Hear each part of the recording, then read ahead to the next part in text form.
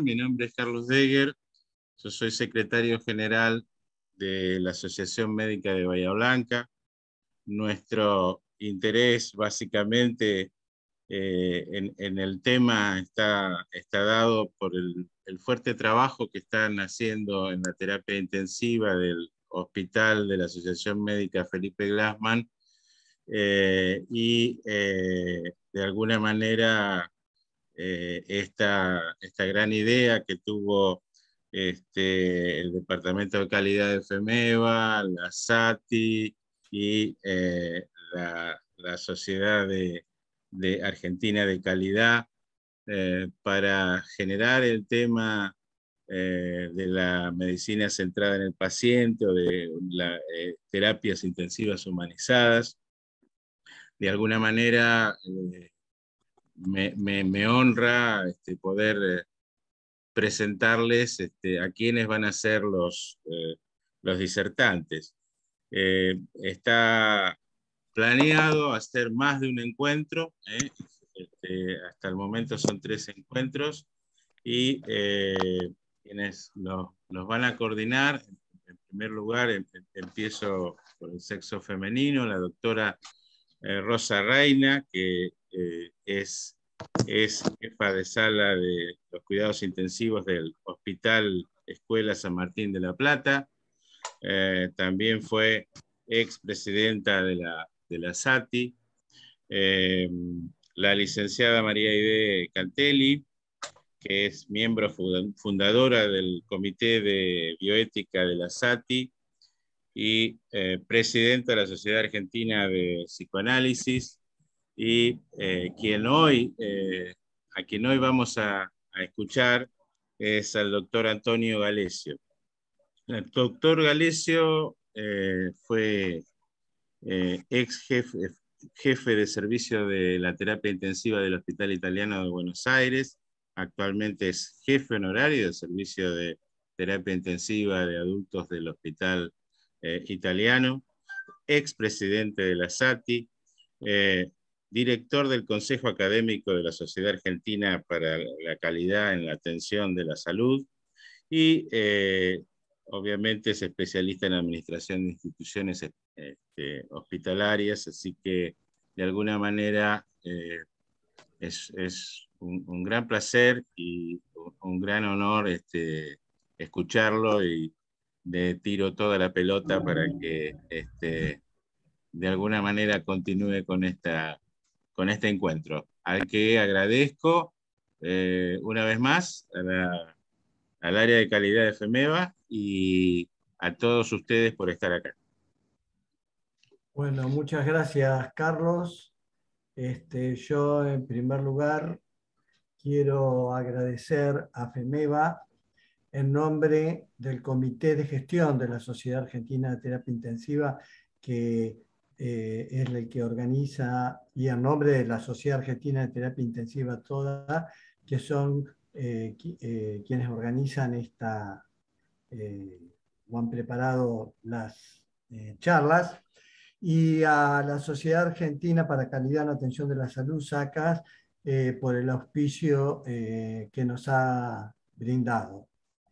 Nosotros, como Carlos mencionó, vamos a tomar en 3 áreas el tema de humanización de cuidados intensivos, que en realidad se puede llamar medicina, cuidados intensivos centrados en el paciente.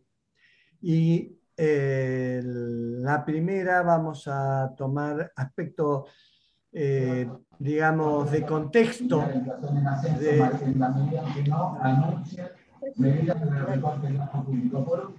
¿Hay algún...?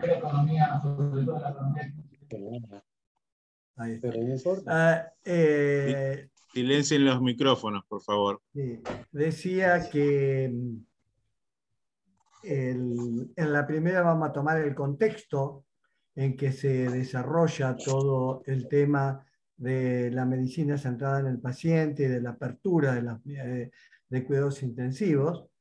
En la segunda encuentro, que va a ser el día 17, La doctora Rosa Reina va a tomar toda la experiencia que ellos han tenido, que nos pareció ideal aparte por ser el hospital central de la provincia de Buenos Aires, el Hospital San Martín, y que tiene una larga experiencia en este tema, y se va a presentar la experiencia, aportaremos la experiencia que los demás tenemos, y en el último vamos a dedicarle más que nada a lo que es las técnicas, de alguna manera, por llamarla, de aproximación desde lo psicológico y desde la comunicación concreta con la familia y el paciente en las unidades de cuidados intensivos. A la vez, en esta tercera reunión vamos a tocar algunos temas de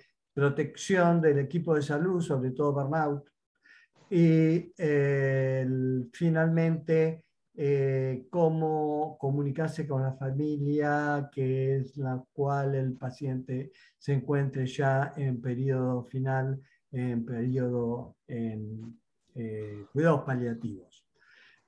Otro aspecto que quería aclarar antes de comenzarlo es que muchas de las preguntas, efectivamente, o de las propuestas, estuvieron dirigidas a la parte, al tema de pediatría, que nosotros en realidad vamos a tomarlo desde el ángulo de adultos, con Rosa y con María Aide Cantelli, y porque no tenemos la experiencia en pediatría. Después veremos cómo esto se puede agregar o no más adelante.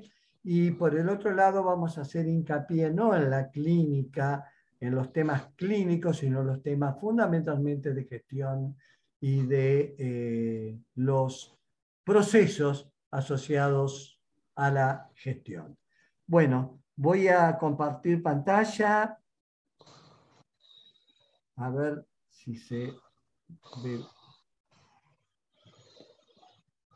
¿Lo ven? ¿La ven bien? Perfecto, Sí, perfecto. se ve. Bueno, muy bien. Entonces, vamos a comenzar. A ver que voy a achicar un poquito. Ahí está, lo corrí para ver bien. Con el tema de humanización de áreas de cuidados intensivos. En realidad, el término humanización proviene del programa que después vamos a ver, los doctores, un grupo de médicos españoles lanzó desde la CEMISIUD, de la Sociedad Española, con la idea de realizar programas que hicieran una unidad de cuidados intensivos centrada en el paciente, que llamaron al programa Humanización de las áreas de cuidados intensivos. Esto fue tomado prácticamente en todo el mundo con este término, a partir de lo que hicieron los españoles en este terreno.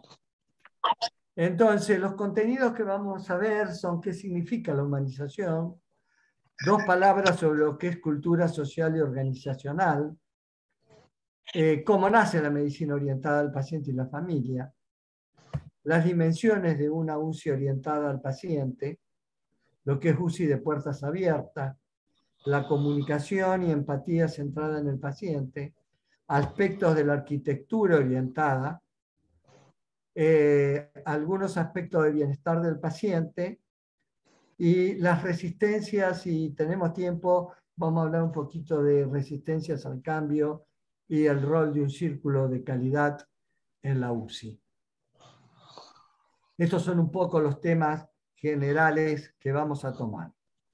Ahora, ¿qué significa una asistencia humanizada y deshumanizada? Porque al término humanizado parece que habría que aplicarle el término deshumanizado. Pero en realidad,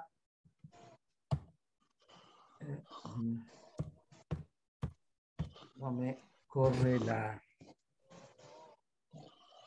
Tono, cliquea Ah, sobre... ahí está, ahí está. Sí, perdón, Rosa.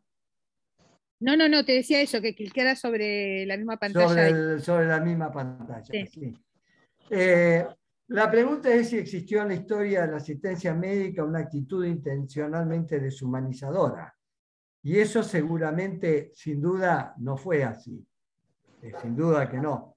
En realidad, hasta fines del siglo XX, había un concepto generalizado social y de quienes practicaban la asistencia en salud, los distintos tipos de profesionales, que frente a un diagnóstico y una terapéutica pensaban determinado que la indicación, las opciones y las decisiones eran facultativas del médico.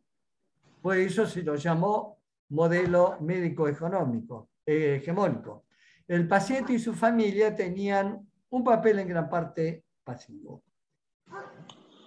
Ahora, ¿por qué surge a fines del siglo pasado y sobre todo en la primera década de este siglo los factores que inducen al cambio?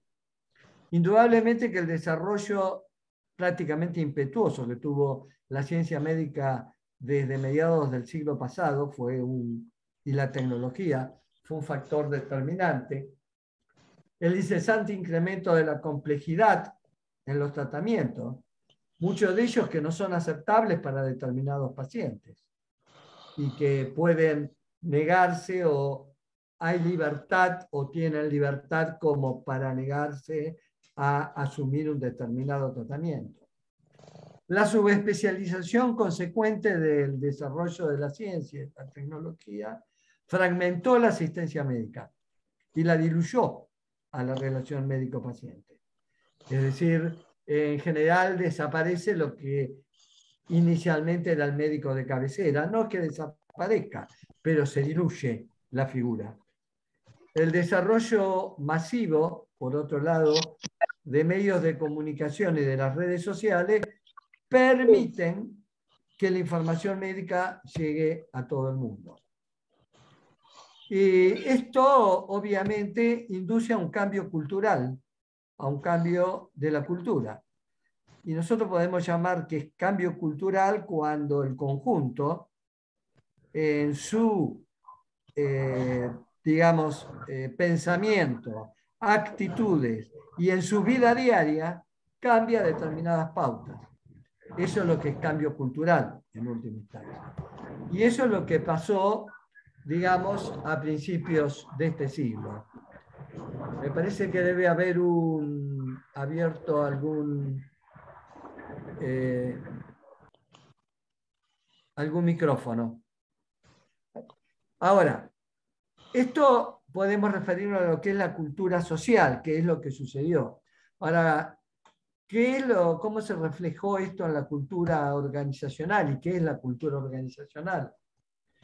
Nosotros desde la sociedad del comité de gestión, incluso de la sociedad de calidad, entendemos como cultura organizacional al conjunto de valores, creencias, hábitos, actitudes y tradiciones que existen en el capital humano de todas las organizaciones y determinan sobre todo una determinada característica en el pensar y en cómo se desarrolla la labor cotidiana.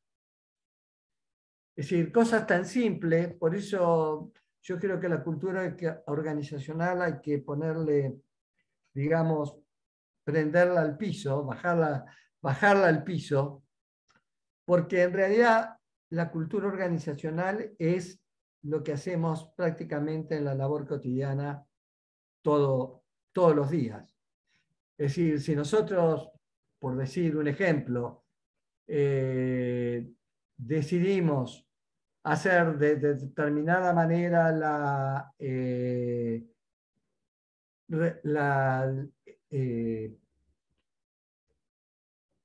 perdón, porque ahí está. De determinada manera la recorrida de sala o a qué hora higienizamos los pacientes, eso están expresando un tipo de cultura institucional, no solo de organización. ¿Y cómo está dirigida? Por ejemplo, vamos a ver que normalmente muchas instituciones hacen la higiene del paciente en horas de la noche porque hay menos carga de enfermería. Pero eso no está orientado al paciente, está orientado a la necesidad de la institución, por ejemplo. Quiero decir, la cultura organizacional es lo que hacemos todos los días prácticamente. Es la forma en que ejecutamos los procesos asistenciales. Ahora, vamos al segundo punto que yo planteaba al iniciar, que es la asistencia en salud orientada al paciente. ¿Cuándo nace y cómo pasar de una medicina centrada en la carrera de los actores de la asistencia y en los intereses institucionales a una medicina orientada al paciente, que es lo que requiere precisamente el cambio cultural?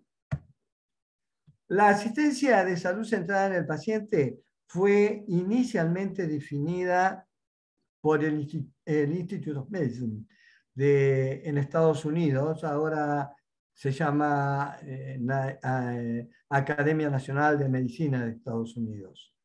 Y fue definida inicialmente como una asistencia en salud que sea respetuosa y dé respuesta a las preferencias del paciente. Y lo expresaron en esta publicación, cruzando la hendidura de calidad, que salió a publicidad y se publicó alrededor de 4 a 5 años posterior a la primera publicación sobre seguridad del paciente, que era la Rares Humano. Esto pasó más o menos unos 5 años después. Y ellos plantearon que la medicina centrada en el paciente tenía que ser segura, o sea, causar el menor daño sobre el paciente, basándose en lo que había sido publicado en los principios del siglo sobre seguridad del paciente, que fuera efectiva, o sea, que consiguiera sus objetivos, que fuera eficiente, que esos objetivos fueran logrados con un uso adecuado de recursos, centrada en la preferencia del paciente, es decir, cuáles son sus intereses, sin retrasos. Esto parece hoy todavía un pensamiento a futuro, porque los retrasos en la asistencia médica siguen siendo importantes, y lo mismo lo de prestada con equidad. Todavía hay mucha dificultad y diferencia en la posibilidad de acceso a las instituciones médicas y a la asistencia médica. La Joint Commission Internacional continúa el tema y toma todos los ítems que había propuesto el Instituto de Medicina y en realidad los junta en el capítulo del manual de acreditación de la Joint Commission, que están dirigidos a los procesos orientados al paciente. Esto no es solo, digamos, patrimonio de la Joint Commission, también el Instituto, el ITAE, que es el Instituto Técnico de Acreditación de Instituciones de Establecimientos de Salud de la República Argentina, también ha tomado los estándares centrados en el paciente como los primeros de su manual. Es decir, esto también corre para la acreditación aquí en la Argentina. Por lo tanto, la asistencia médica orientada al paciente fundamentalmente tiene que significar un cambio cultural, y un cambio cultural es un cambio en cómo continuamente manejamos la medicina, la cotidianidad dirigida al propio paciente y tal vez apartada muchas veces de las necesidades institucionales. Este es el diagrama de las dimensiones de la medicina centrada en el paciente, que desarrollaron los españoles. Gabriel Lacalle, Maricruz Martín y Nicolás Nin publicaron en la revista brasilera de terapia intensiva este esquema de 8 dimensiones en la cual resumían lo que era el programa que habían planteado para España y que incluía UCI de puertas abiertas, comunicación, bienestar del paciente, presencia y participación de familiares, cuidado al personal, o sea, cuidado del equipo de salud, prevención, manejo y seguimiento del síndrome post-UCI, una infraestructura arquitectónica humanizada y los cuidados al final de la vida. Evidentemente, no vamos a poder tomar todo esto porque daría para una charla o una reunión de cada uno de todos estos ítems. Vamos a referirnos a los puntos más importantes. La UCI de puertas abiertas requiere, vamos a tomar el primer punto, que es el modelo de UCI de puertas abiertas, la presencia y participación de familiares. Esto tiene que ver con el bienestar del paciente, porque evidentemente la presencia y participación del familiar hace a la menor soledad del paciente en la UCI. Y hace también a la posibilidad de los cuidados al final de la vida. Sin embargo, el modelo de UCI, vamos a ver si al final tenemos el tiempo de hablar un poquito de lo que es la resistencia, originó mucha resistencia al cambio de cultura en el equipo de salud y aún en los familiares. Es decir, no siempre los familiares aceptan estar en cuidados intensivos. De hecho, en nuestra experiencia, un número importante de familias deciden finalmente por ahí no entrar y no estar en las unidades de cuidados intensivos. Es decir, no quiere decir que porque abramos las unidades de cuidados intensivos, inmediatamente esto va a significar que todos los familiares o el 100% de las familias van a querer ingresar libremente a las unidades. ¿Cuál es el rol del paciente y la familia? En realidad, más que cuál es el rol del paciente y la familia, cuáles son los ítems en que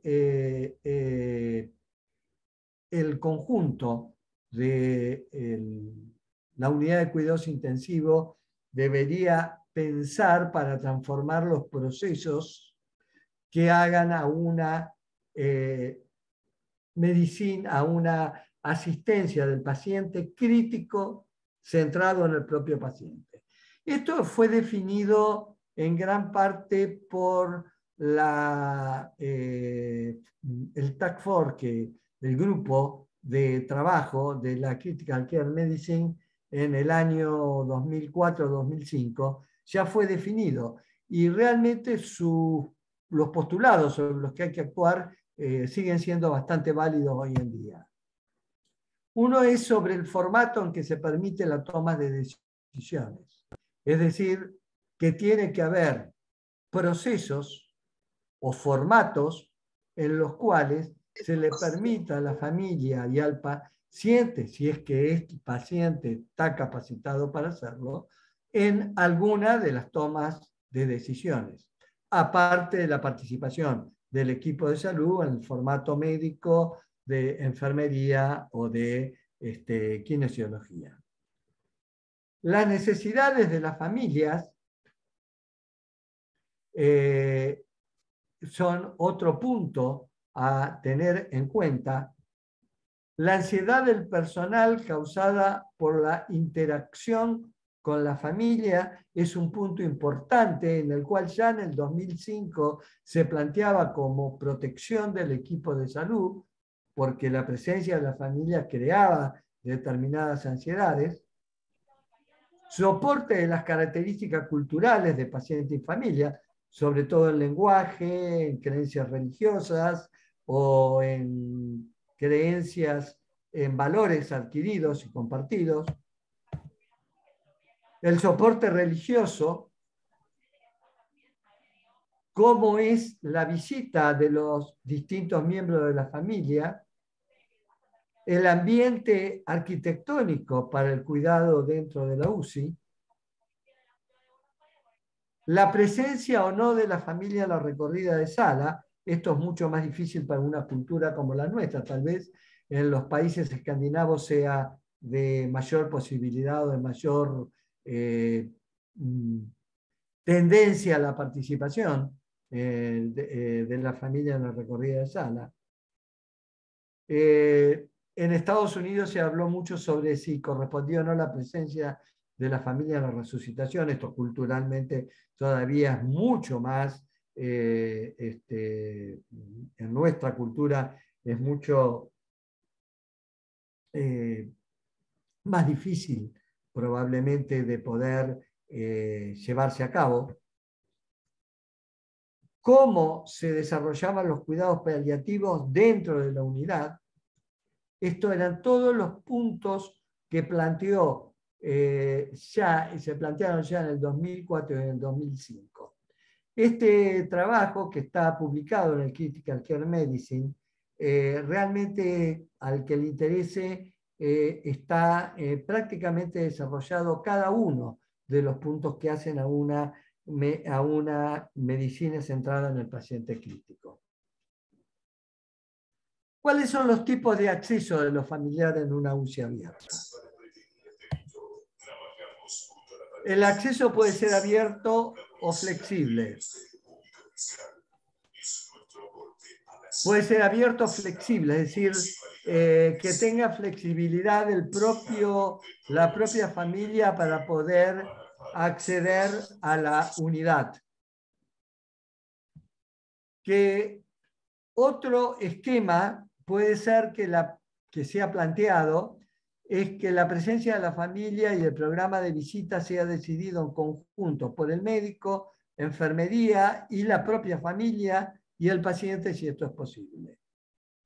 Y finalmente, que el programa de visita sea solo decidido por el team de la UCI, o sea una estructura más cerrada. Cuando se desarrollaron estas normas o estas propuestas, en realidad se plantearon estos tres tipos de acceso de la familia a la unidad. Y de hecho, en la experiencia en el país, este tipo de acceso es distinto en distintas instituciones que han incorporado el acceso de la familia a la unidad de cuidados intensivos. ¿Y cuáles eran las actividades que se proponen para pacientes sin familia? Participación selectiva de la familia en la discusión clínica del paciente, es decir, la presencia durante la recorrida, sí o no.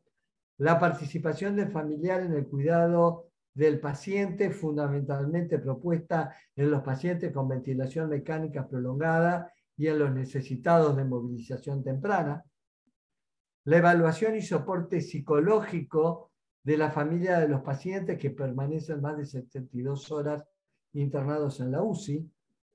De hecho, por lo menos en el hospital italiano tuvimos la oportunidad de desarrollar este último tipo de programa, es decir, el auxilio, no el auxilio, sino el soporte de familia en los pacientes internados por más de 72 horas. Establecer recorridas dirigidas a la calidad y a la seguridad junto a las recorridas clínicas habituales. Esto está propuesto para que sean desarrollados por los círculos de calidad que eventualmente pueden desarrollarse en las unidades. Ateneo multidisciplinario, son actividades fundamentalmente dirigidas al equipo de salud. Ateneos multidisciplinarios sobre eventos adversos y errores ocurridos en la unidad. Esto, al hacer participar al conjunto de la unidad en ateneos de este tipo, que también sirven, digamos, a nivel institucional, global, de un hospital, sirven para cambiar la cultura debido a que los participantes de la asistencia son los que se ven involucrados en los problemas de seguridad que pueden ocurrir en tanto a las unidades de terapia intensiva como en otras áreas del hospital. Dar reconocimiento a los miembros del equipo de salud que se orienten decididamente hacia una cultura y comportamiento dirigido a la calidad. Este es otro punto importante en el desarrollo de programas dirigidos al paciente, es decir, que tienen que ser ejecutados por el propio equipo de salud de la unidad. Es decir, la movilización temprana, el destete de una ventilación mecánica prolongada e instrucciones sobre a la familia sobre causa de asistencia psicomotriz y de delirio son elementos que pueden ser tomados por la familia para ayudar en el cuidado del paciente crítico. La rehabilitación temprana no es solo un tema de interés para el equipo de salud y para la familia, sino para el Estado y empresas, ya que la sociedad en su conjunto pierde muchos años de vida útil de trabajo de los pacientes que han sido dados de alta en las unidades de cuidados intensivos. Muchas de estas programas fueron abortados durante el 2020 hasta principios del 2022 por la pandemia. Este trabajo, que es un trabajo sistemático realizado en el 2018, planteaba cuáles eran los efectos positivos de la presencia de la familia en una gran cantidad de publicaciones que hay en la literatura médica sobre este tema en particular. Y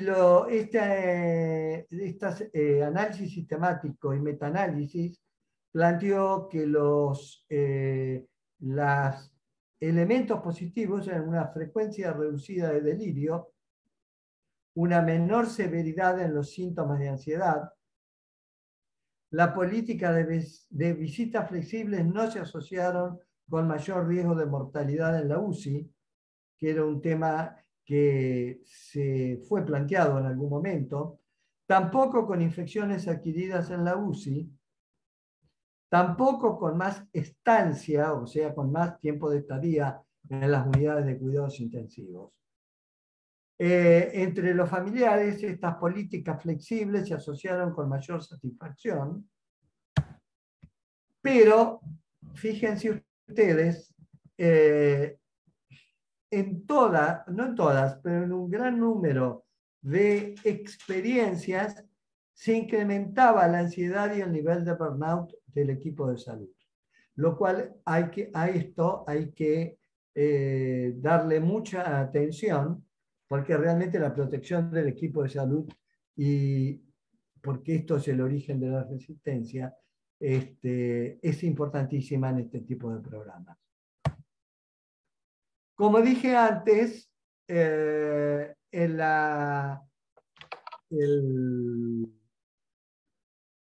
COVID interrumpió gran parte de estos programas porque obligó a aislar a las unidades de cuidados intensivos.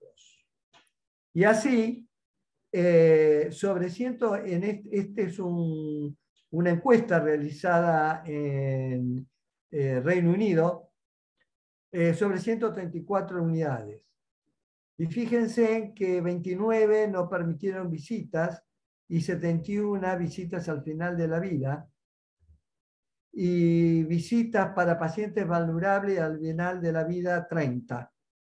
Es decir, prácticamente todas tuvieron que obviamente restringir el acceso durante la pandemia y tuvieron que cambiar bruscamente las formas de comunicación. El 60% de estas unidades previamente habían tenido políticas de puertas abiertas. Sin embargo, se vieron obligados a cerrarla por la pandemia, lo cual la pandemia retrasó bastante este tipo de política. Esperemos que de aquí en más esto pueda ir siendo revertido. Perdón.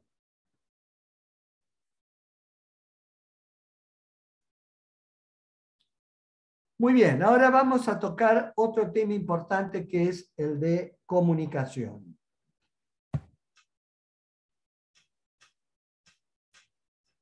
Es el origen, los errores de comunicación en gran parte, en la mayoría, no en gran parte, en la enorme mayoría de los eventos adversos y centinelas. Cuando uno analiza eventos adversos y centinelas, el 90% de los casos, yo diría casi, sí, prácticamente en el 90%, por lo menos en nuestra estadística, hay un error de comunicación. Y esto es lógico, porque la dimensión de la comunicación en salud es enorme. De hecho, es lo que diferencia, a pesar de lo que se ha dicho de proponer en la asistencia médica los métodos de la aviación para disminuir el número de errores. Esto es bastante difícil porque en la asistencia médica el número de contactos con los seres humanos de los pacientes es infinitamente mayor al número de contactos que tienen los vuelos o que tienen las compañías aéreas. Es decir, es muy difícil aplicar el método de las compañías aéreas dentro de la medicina porque las dimensiones de la comunicación son infinitamente más numerosas y más numerosos los puntos de contacto que tiene el paciente y las posibilidades de error humano que tiene el paciente en una internación en un hospital. Y esto se multiplica en varias órdenes en las unidades de cuidados intensivos. Fíjense, las dimensiones que tiene en las áreas de internación la comunicación es la comunicación interprofesional en el proceso asistencial de pares entre médicos, enfermeros y kinesiólogos, es decir, el pase, por ejemplo, de turno, el pase de guardia, de no pares, es decir, la cruzada entre médicos y enfermeros, kinesiólogos, áreas de rehabilitación, áreas de mantenimiento y áreas administrativas, que están dirigidas al proceso asistencial, comunicación con financiadores por las prestaciones que las instituciones llevan a cabo, y la comunicación con la comunidad y el Estado. Si estos son todos los tipos de comunicación que tiene una institución de salud y que hace a que cada uno de estos procesos tenga que estar dirigido de alguna manera o centrado en el paciente. En general, los conflictos entre los profesionales que componen el equipo de salud de la UCI son frecuentes y están provocados en la mayoría de los casos por fallas en la coordinación de la comunicación. La comunicación institucional, después en la última encuentro vamos a hablar de la comunicación como técnica de comunicación, es importantísima en cuanto al desarrollo, como digo, de este tipo de programas. Estos conflictos amenazan la cohesión del propio equipo e influyen directamente en el bienestar del paciente y la familia. Generan desgaste y resultados de impacto negativo.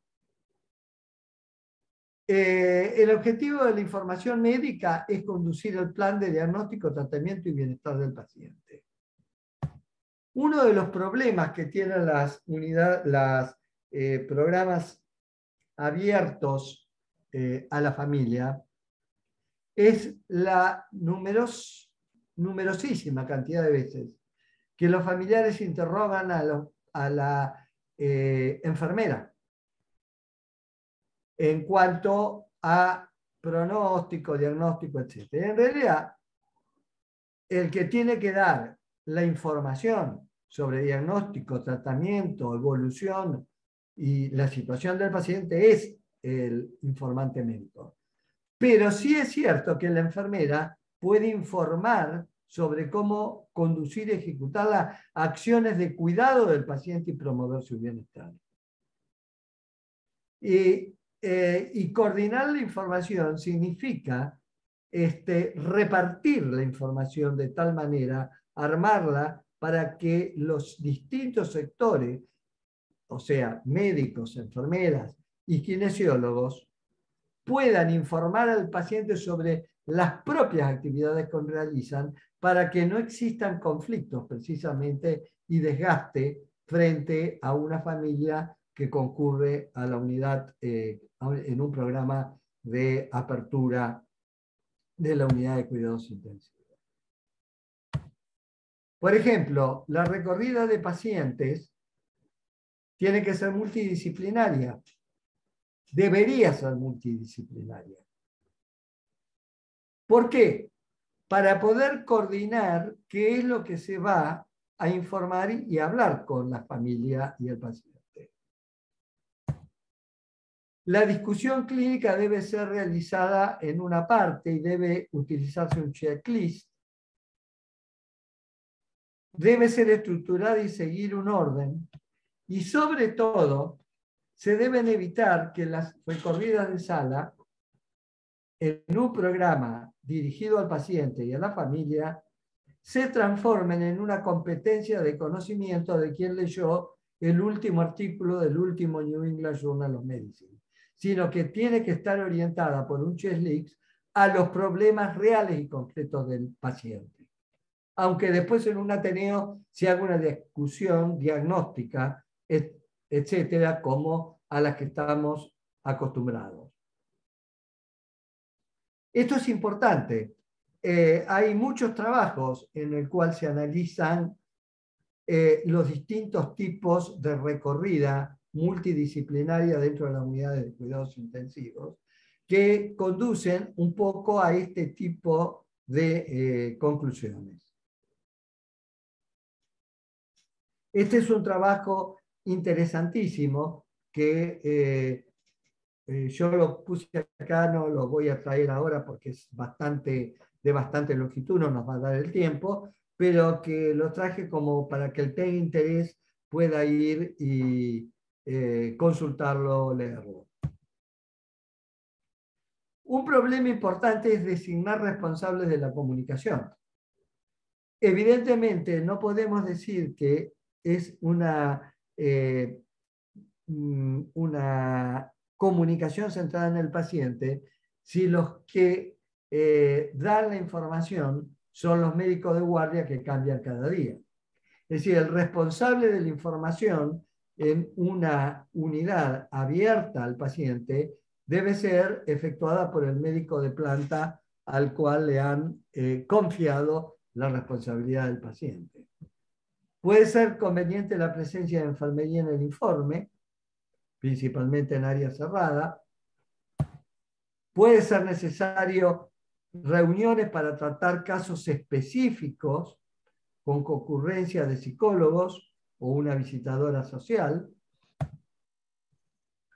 Pero fundamentalmente hay que acordar el horario, designar quién es el responsable, acordar horarios y local de informe. Es necesario otorgar un horario, si es necesario otorgar un horario distinto porque la familia no puede concurrir, eso debe ser tenido en cuenta y rearmar quién da el informe. Eso les digo porque ocurre con bastante frecuencia. Y bueno, y se debe concurrir a un informe diario.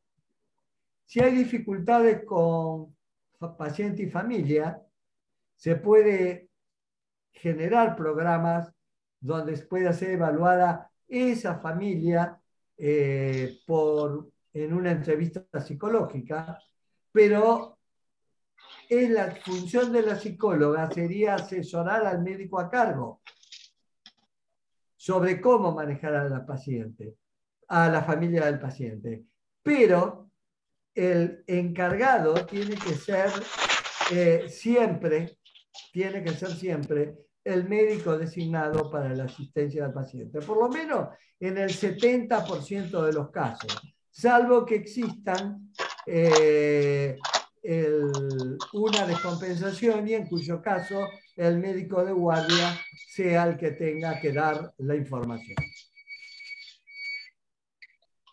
Nosotros tuvimos un programa en el cual a las 72 horas llamábamos de estar el paciente en la unidad, llamábamos a la psicóloga para que sistemáticamente vieran o conversaran al menos con la familia que estaba más de 72 horas internada.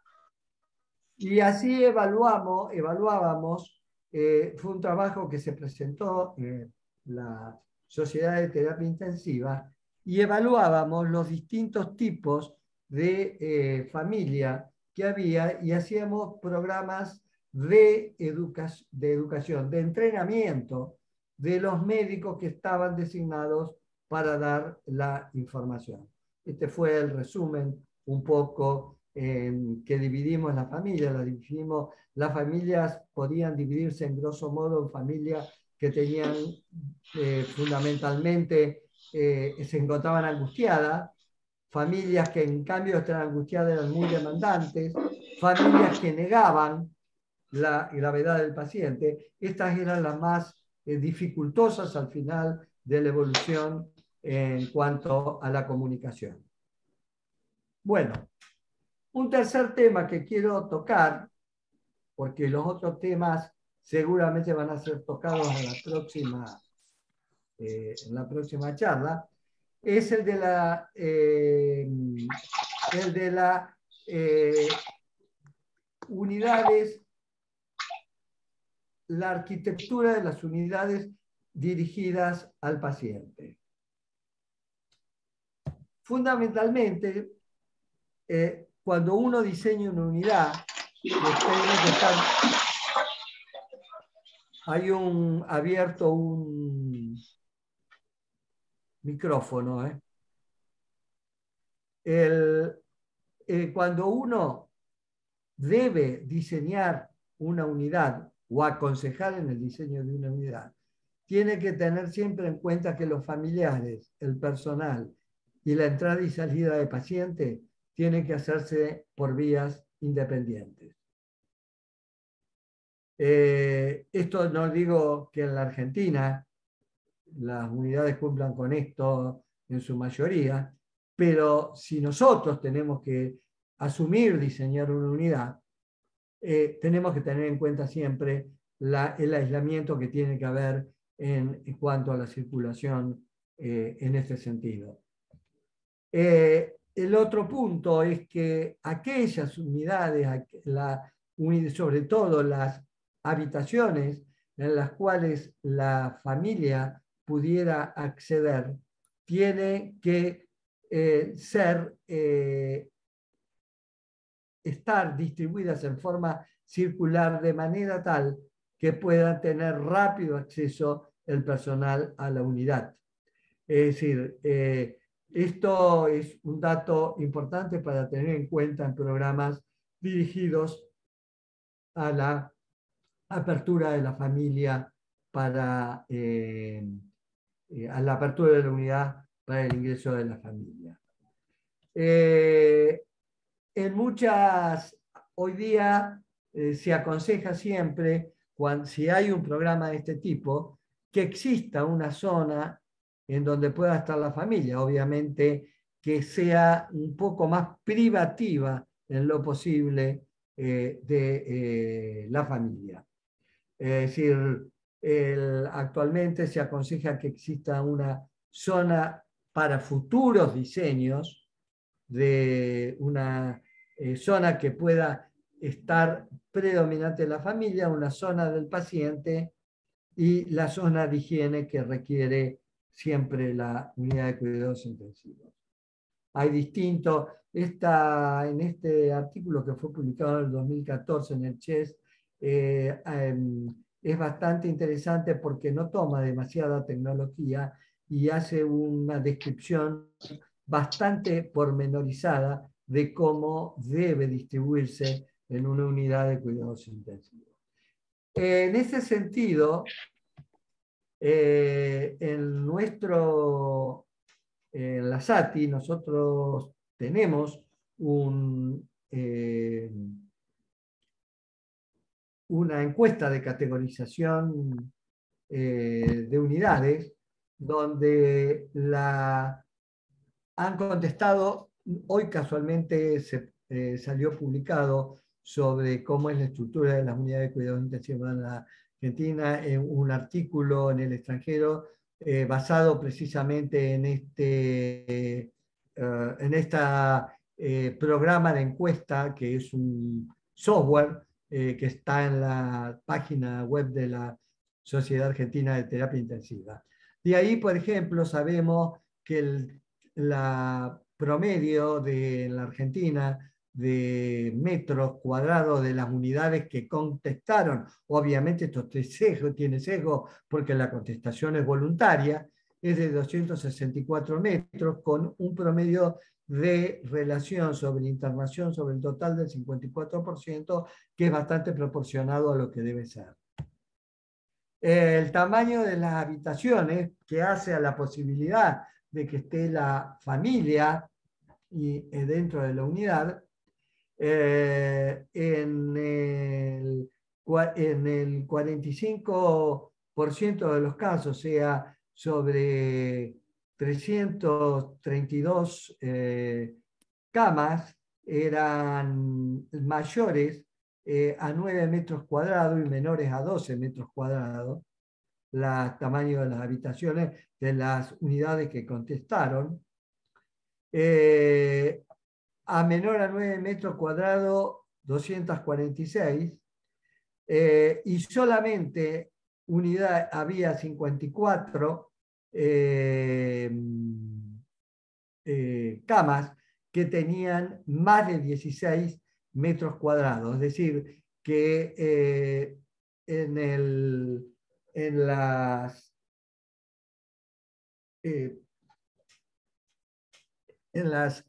recomendaciones que el Ministerio publicó en el año 2014, se pide fundamentalmente que las unidades tienen que tener las habitaciones deben tener más de 9 metros cuadrados, con algún porcentaje de habitaciones de 12 metros cuadrados.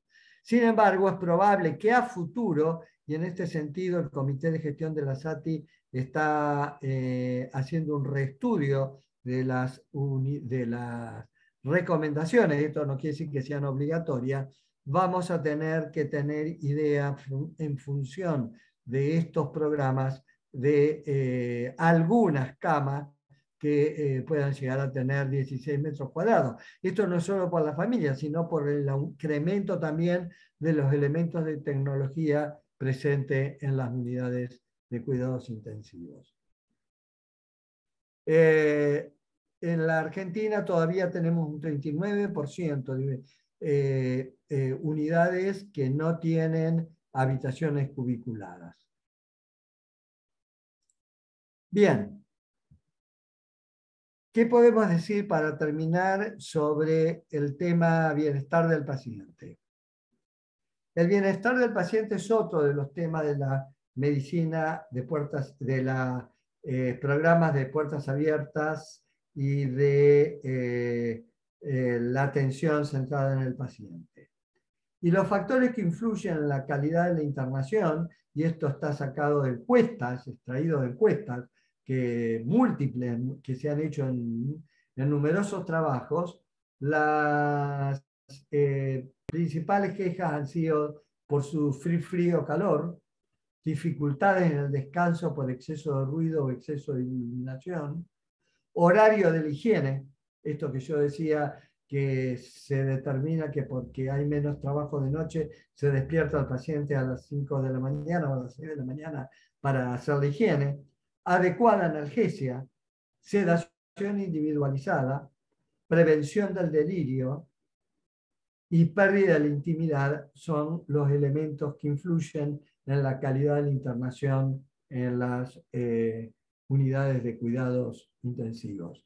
Mucho de esto creo que Rosa se va a referir en la experiencia que ellos tuvieron respecto a estos temas en la medida que comenzaron con el programa, en el encuentro en la semana que viene. Pero lo que sí puedo decir institucionalmente, desde el punto de vista institucional, que los hospitales son los lugares más ruidosos que hay en cuanto a organizaciones. Y el ruido promedio en hospitales siempre está, y particularmente en las unidades de cuidado intensivo, es mayor que lo indicado. De hecho, las unidades pediátricas y de cirugía cardiovascular y de trauma han llegado frecuentemente a niveles de sonido de 120 decibeles, cuando lo lógico serían 30 decibeles. Y no solo eso, sino que varios estudios han demostrado que esto no es que haya picos, sino que la cantidad de ruido se mantiene permanente. Y esto no solo afecta al paciente, afecta al equipo de salud. La iluminación, son pocos los estudios que se hayan relacionado a la iluminación, digamos, desde el punto de vista de la investigación con la... porque la metodología de los estudios no es comparable y los resultados han sido muy diversos. Sin embargo, estudios prospectivos y observacionales no se ha encontrado correlación entre la calidad del sueño autoinformada y el tipo de sueño. No ha habido correlación entre los niveles de promedio de luz durante el tiempo protegido del sueño. Las conclusiones de este estudio, que es un estudio prospectivo de muchas unidades, fue que los niveles medios de luz de 11 a más o menos 9 lux durante los tiempos de protección del sueño no tienen impacto negativo en la cantidad y calidad del sueño en los pacientes de las unidades, pero sí aquellas áreas que tienen más de 18 lux de iluminación. Finalmente, el síndrome Possuti, que ya no tiene que ver con la unidad en sí, sino con el seguimiento posterior, tiene instituciones de tercer nivel, se puede dar en instituciones de tercer nivel de atención, en la atención domiciliaria o en el ambulatorio. El tema es bastante extenso. Creo que vamos a tocarlo en la próxima reunión, dentro de 14 días, pero están referidos a los trastornos tanto somáticos, que ustedes los pueden ver expresados en esta diapositiva, fundamentalmente los dolores y los trastornos de deambulación, como los trastornos neuropsicocognitivos, que son importantes en el síndrome Possuti.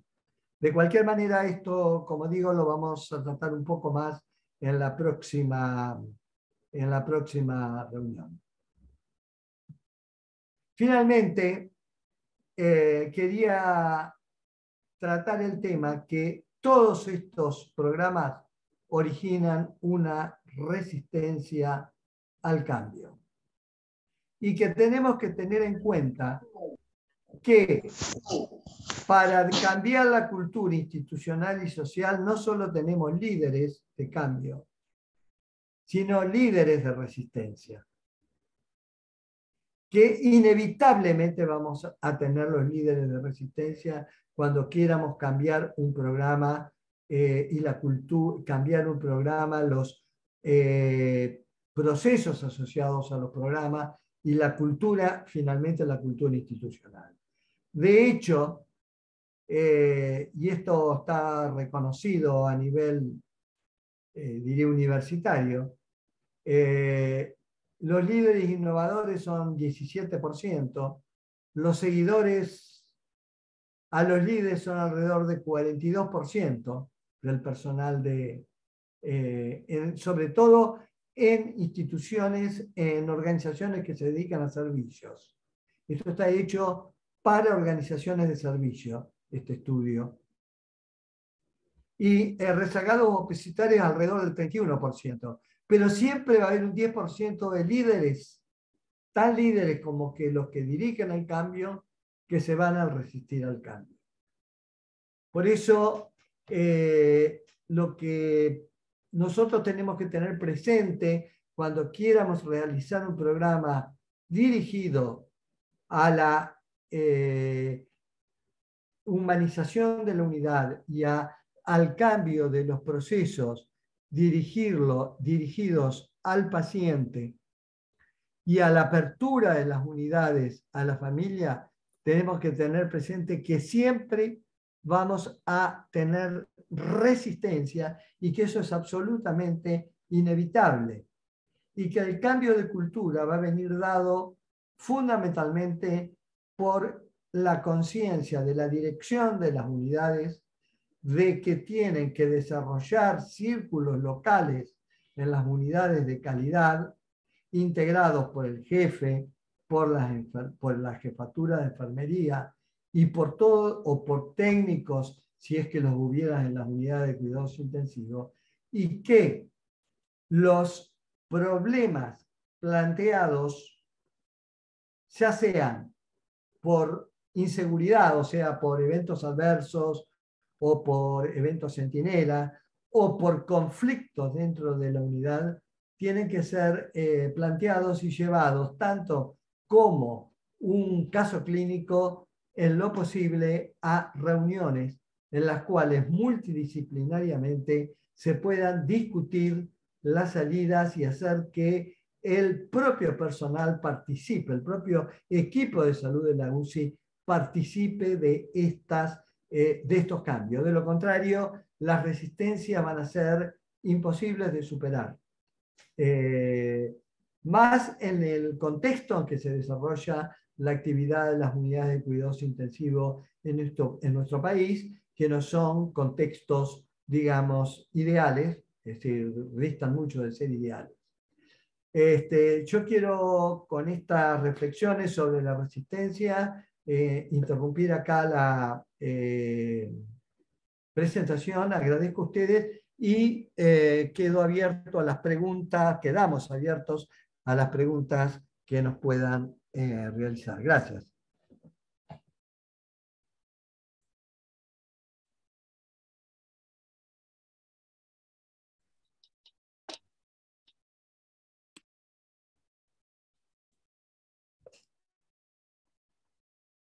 Preguntas que puedan salir del público.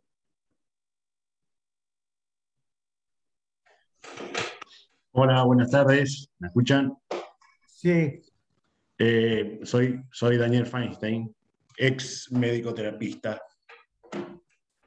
Bueno, yo ahí envié al chat cuál es mi preocupación. Y probablemente lo hayan leído algunos. En sí estoy absolutamente de acuerdo con el proyecto, emocionado de escuchar el proyecto. Antonio, te felicito. Sé que has trabajado en eso desde siempre y ojalá pronto podamos ver realidades de este tipo en las terapias intensivas de todo el país, sobre todo en mi ciudad, en Bahía Blanca.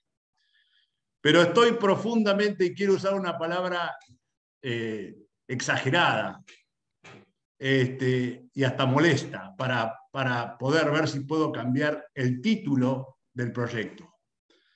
Yo me considero un tipo muy humano. Trabajé 34 años, 36 años en terapia intensiva. E hice todos los sinónimos de lo que, fíjense, ya ahí lo escribí, de lo que significa ser humano. Entonces, les pido por favor, en honor a todos los que trabajamos en terapias, que cambien el nombre del proyecto. En lo demás, absolutamente a favor y voy a colaborar en todo lo que puedo en la institución que por suerte todavía me permite deambular en ella para poder desarrollar.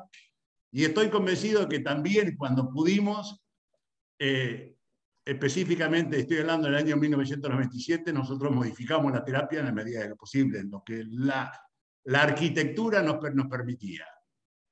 Siempre trabajé con esa idea.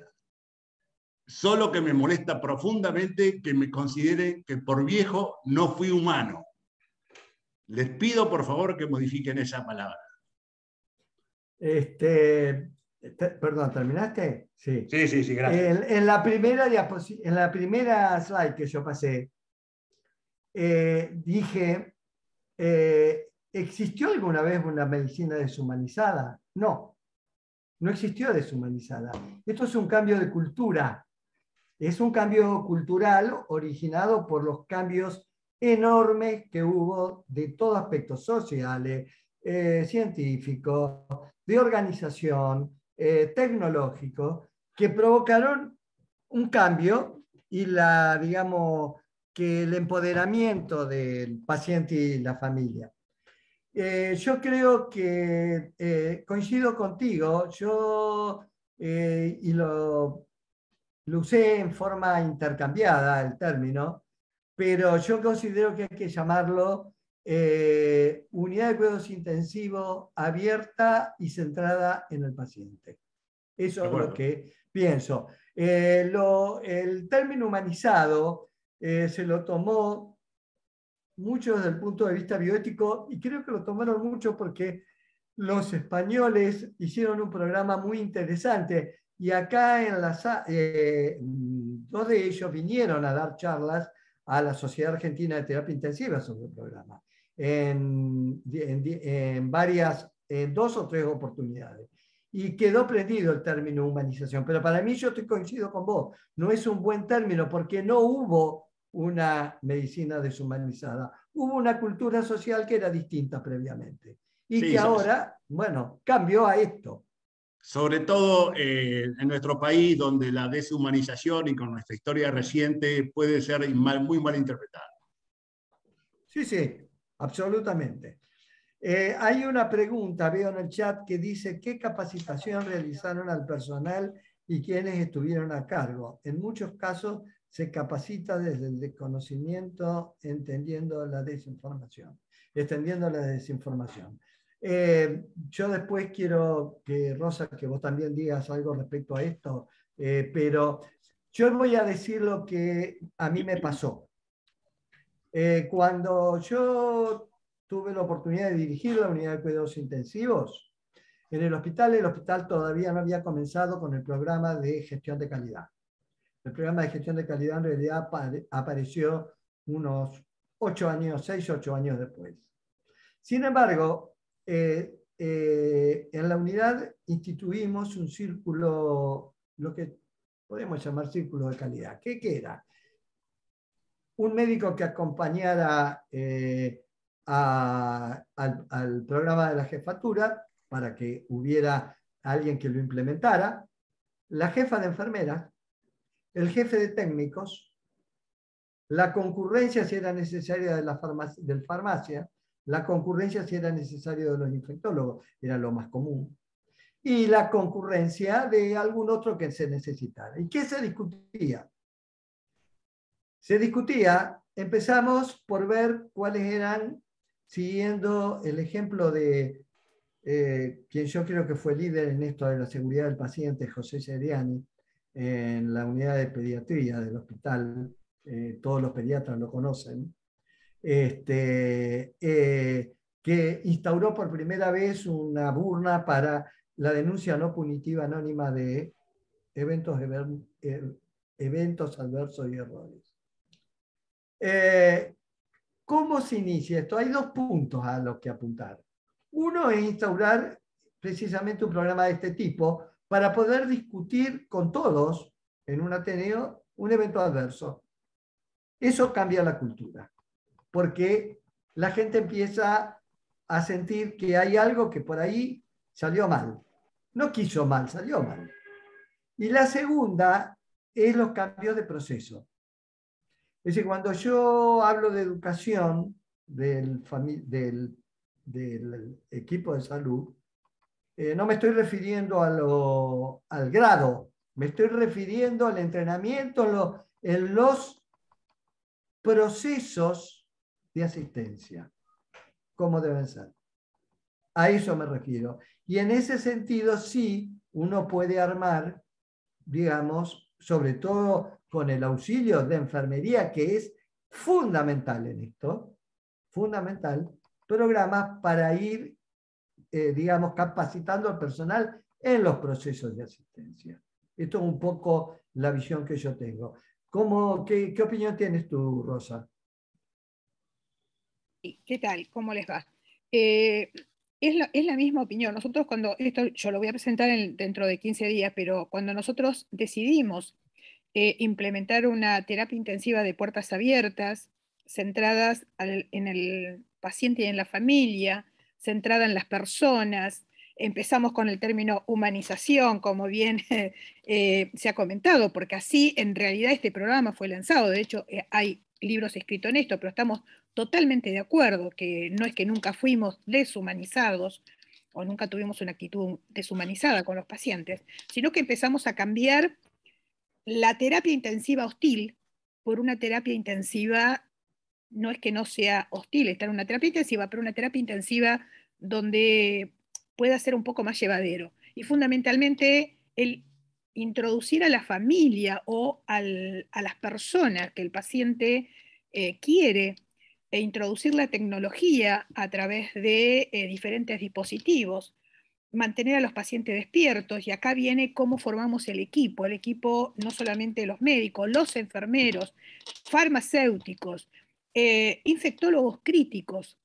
Estos infectólogos críticos, kinesiólogos, terapista ocupacional, fonoaudiólogo, bueno, todo esto lo que hizo es marcar líneas de trabajo que nos permitieron mejorar, no solamente permitir que la familia esté las 24 horas, porque nuestra terapia intensiva tiene familia las 24 horas, sino empezar a ver las cosas que no estábamos haciendo bien.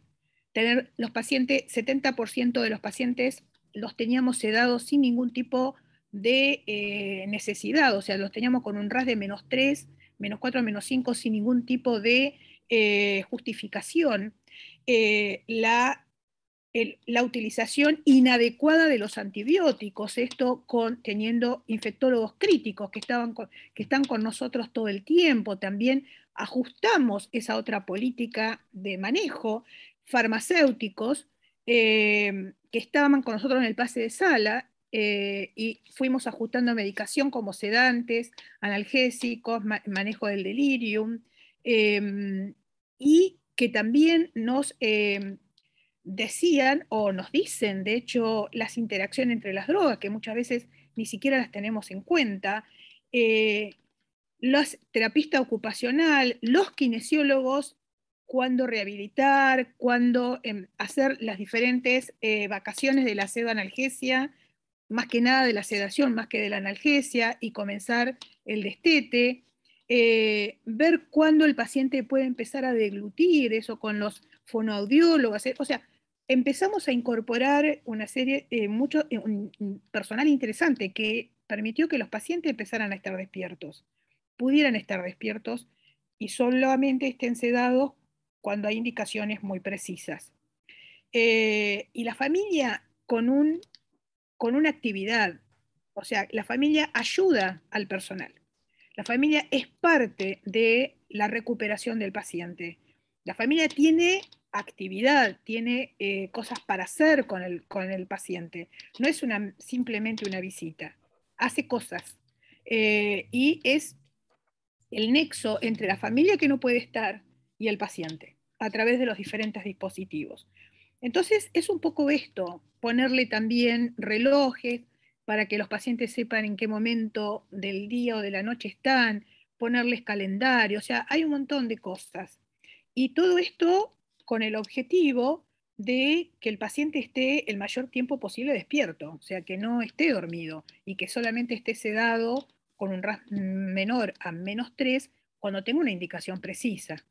Obviamente que nada de esto es fácil. Y el otro punto es que todas estas diferentes disciplinas o profesiones estaban incorporadas en el trabajo.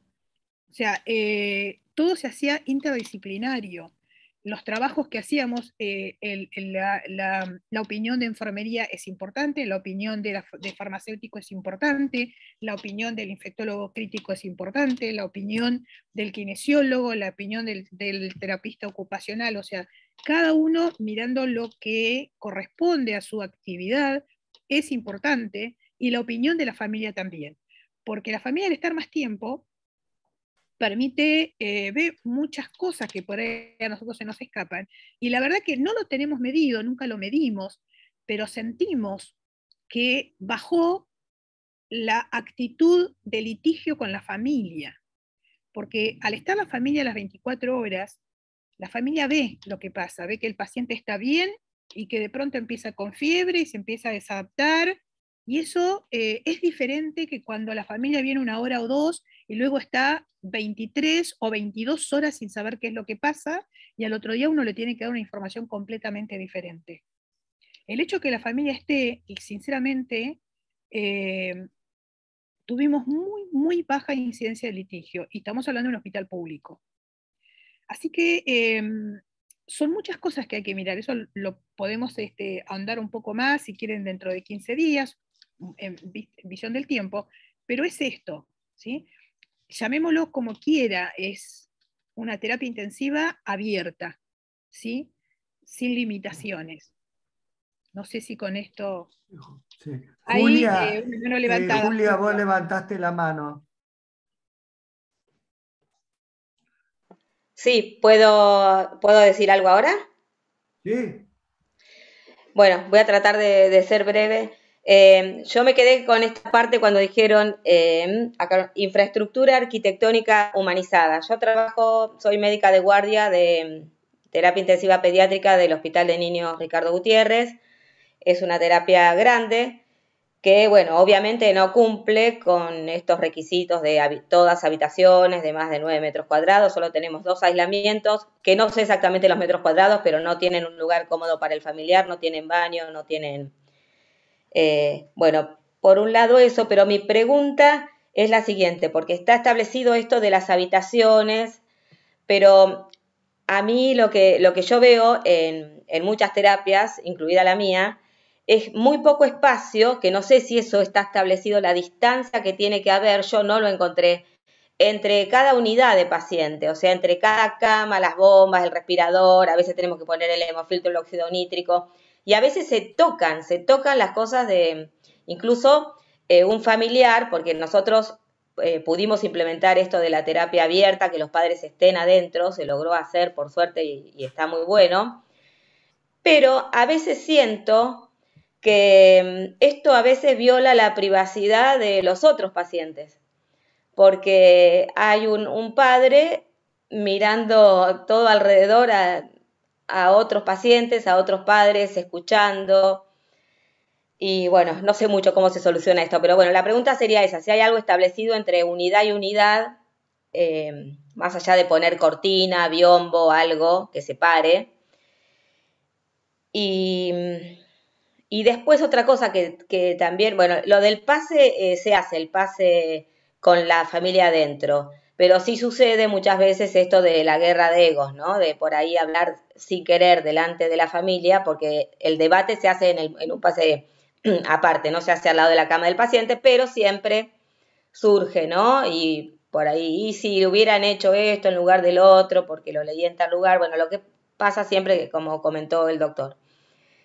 Que es el ego que tenemos los médicos, no sé si los terapistas más que el resto, pero somos bastante críticos de los que estuvieron el día anterior. Eso yo lo noté en los 20 años que tengo de hacer guardia de terapia intensiva, que siempre nos sale criticar al que estuvo el día anterior. Es así, no sé, por lo menos es lo que yo noto.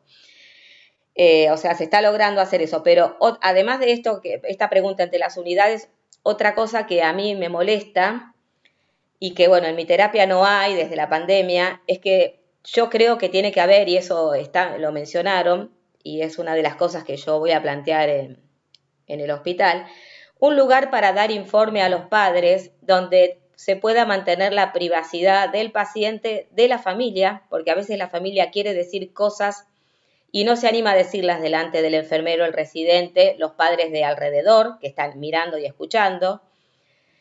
Y yo veo muchas veces que mientras se revisa al paciente, e incluso se le hacen procedimientos no de alta complejidad, pero por ejemplo sacar sangre, que para un padre de un chico es muy traumático, ¿no? Y en ese momento se aprovecha, ya que estamos ahí, a darle el informe. Y a mí no me parece que esto, bueno, esto también lo leí estoy haciendo una diplomatura en bioética, pero muchas cosas tienen que ver con la calidad y seguridad, que eso no debe suceder, que tiene que haber un lugar, que tiene que haber algo que leí que lo más importante, sobre todo cuando son pacientes por ahí oncológicos, terminales o con enfermedades graves, lo más importante, lo que más necesita la familia es una silla, que te sientes, aunque sea 10 minutos, pero que cuando estás sentada significa que esos 10 minutos vos vas a estar totalmente dedicada a lo que te digan y vas a hablarle a esa persona y no darlo de parada y durante el pase de sala, que obviamente eso está mal y yo sé que está mal, pero bueno, sucede muchas veces. Pero bueno, más que nada, como no lo encontré, quería saber si había algo sobre esto de las unidades abiertas entre cama y cama o entre unidad de paciente, qué medidas se pueden tomar para no violar la intimidad del resto de los pacientes. Y bueno, y por el tema infectológico, pero eso ya sería otra cosa, no de esta. Julia, ¿tu Sí, unidad es cubiculada? ¿La unidad de no, ustedes es cubiculada? No es no. cubiculada. Claro, Tiene solo dos habitaciones, dos habitaciones. que no Claro, tienen nada, ¿no? en las normas actuales, que son las del 2014, cuando nosotros las escribimos, que las escribimos no en el 2014, porque desde que las escribimos hasta que se publicaron por medio del ministerio pasaron 4 años, es decir, las empezamos a escribir en el 2010 y terminamos en el 2014, como suele suceder habitualmente en el país. Pero las pide que sean cubiculadas, pero no son normas obligatorias, sino indicativas. ¿Por qué? Porque si las ponían obligatorias, iban a cerrar gran parte de las unidades del país. Era obvio, porque no, es lo que, por eso te lo pregunté. Ustedes, que son un hospital importante, no las tienen cubiculadas. Entonces, Perdón, porque hay que disminuir mucho el número de camas si la hacemos cubiculada. claro. Entonces, lo que exige para las unidades de cuidado intensivo, lo publicaron en el 2014 como indicativo, es que tienen que tener por lo menos 9 metros cuadrados y que tiene que haber una de 12 metros cuadrados. Si vos me preguntás qué haría yo ahora como indicativo, porque, ojo, no se puede poner nada como absolutamente obligatorio por la razón de lo que vos acabas de decir, porque hay que cerrar cama. No habría otro remedio. Y es que algunas áreas tengan 12 metros cuadrados en lugar de 10, en lugar de es decir, una cantidad que tenga 12 metros cuadrados. Es decir, que en unidades que tengamos que proyectar a futuro, tengamos en cuenta esto. En ese caso, sí, lo que se aconseja o lo que está aconsejado a nivel internacional es de 12 a 16 metros cuadrados si está la familia dentro. Eso es lo que se aconseja, pero eso acá es obviamente imposible. Es decir, no hay forma. Pero una cosa es que no haya forma y otra cosa es no decir que, bueno, si tenés que hacer y tenés la suerte de tener que por ahí te hagan una unidad nueva, tratar de hacerla con determinados parámetros. Es un poco eso, pero eso es lo que hay hoy día. En atención al horario, una última pregunta y cortamos, si les parece, si están de acuerdo. Bien, Carlos. Yo lo que quiero decir, si me permiten, es decirle a Julia y a todos que obviamente tener más espacio, tener habitaciones, que los pacientes tengan habitaciones, tener luz natural, tener música funcional, etcétera, todo eso es significativamente mejor. Pero yo creo que, como dijimos, es decir, el paciente en lo posible tiene que estar despierto, tiene que estar confortable, no tiene que tener dolor, no tiene que estar solo, como dijo el tono, la soledad es terrible, ¿sí? Y además es uno de los factores inductores de delirio, ¿sí? Y esto después se ve cuando el paciente se va de alta. En los pacientes que se van de alta, el 60% tienen alteraciones cognitivas. Entonces, dentro de lo que uno tiene, buscar la forma, quizás en tu caso, Julia, la familia no puede estar las 24 horas, pero puede estar 2 horas. Esas 2 No, horas, están. bien. Entonces, es buscar cómo hacerlo más confortable por el paciente, para que el paciente pueda tener esa conexión con la familia, con el resto de la familia, con los otros familiares, pueda tener dispositivos, música, no sé, obviamente los niños tienen diferentes edades, nosotros tenemos adultos que por ahí las necesidades son prácticamente similares en todos, ¿no? Pero yo creo que, eh, en mi opinión, ¿no? Creo que uno tiene que tratar de buscar mejorar la estancia de los pacientes en la terapia intensiva de la mejor manera posible y con lo que tenemos, porque es así, es lo que tenemos. Entonces, por ahí se pueden mejorar con otras cosas adaptadas a lo que tenemos. No sé, porque sentí como que por el hecho de no tener espacio, es como que no lo podrías implementar, pero yo creo que... No, se está No, implementando, se está implementando. Yo dije que se está implementando, pero que hay poco espacio, pero sí se está haciendo. Y lo que hablaba yo de eso, de que yo voy a plantear el tema de volver a tener un lugar para dar con privacidad los informes a la familia y no al pie de la cama con todo el resto de los padres escuchando. Pero se está implementando, están todo el tiempo adentro. La terapia nuestra es una terapia abierta. Eso Perfecto. es así. Por ahí se saca, no sé, hay un ingreso al lado. No hay lugar. Tenemos que sacar a la familia porque no tenemos lugar para trabajar con el ingreso. Y para proteger la privacidad del paciente que ingresa, que a veces, mientras ponemos el catéter o hacemos las cosas, está muy expuesto. Pero ni siquiera tenemos el número de biombos necesarios, que eso se puede conseguir. Fue una inquietud mía lo del espacio. Pero la terapia es una terapia abierta y los padres están las 24 horas. bien. Bueno, yo cumplo con el rol de malo, pero en primera instancia quiero agradecer mucho, Antonio,